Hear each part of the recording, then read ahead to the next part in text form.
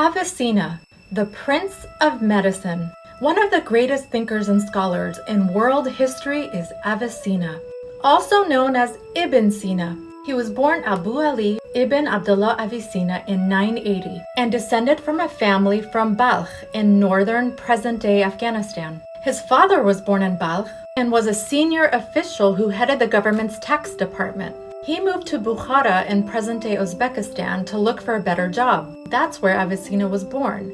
His mother's name was Sitara.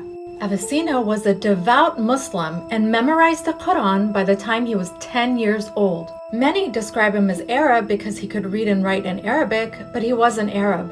His father supervised his education as he was growing up. Avicenna was very smart and had a deep love for poetry and music. At 13, he began to study medicine, and by the age of 16, he mastered the field. He also studied metaphysics, theology, philosophy, mathematics, astronomy, and logic. When he was 22, his father died.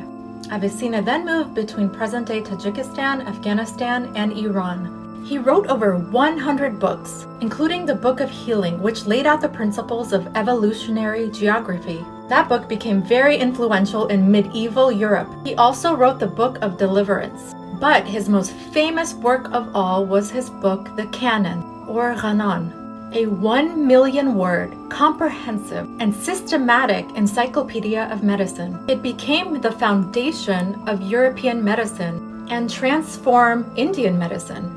The Canon became the standard medical textbook in medieval and early Renaissance period in Europe. It was translated to Latin, Hebrew, Chinese, German, French, and English. It formed the basis of medical instruction in universities, and the principles of it are still taught in Yale and UCLA. In the 14th century, Italian writer Dante included Avicenna in Inferno. Avicenna believed in anatomy as the cornerstone of medicine. He described the thyroid, esophageal cancer. He was the first to use catheter to irrigate the bladder, recognized TB, and diseases of the water and soil. The canon went into detail about the human pulse and even compared them to musical rhythms. Avicenna would even diagnose people who were lovesick just by feeling their pulse. Avicenna was a pioneer of holistic medicine.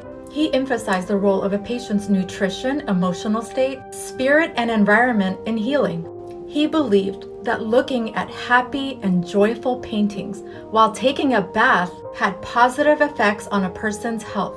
Avicenna passed away in 1037 in Hamadan in present-day Iran.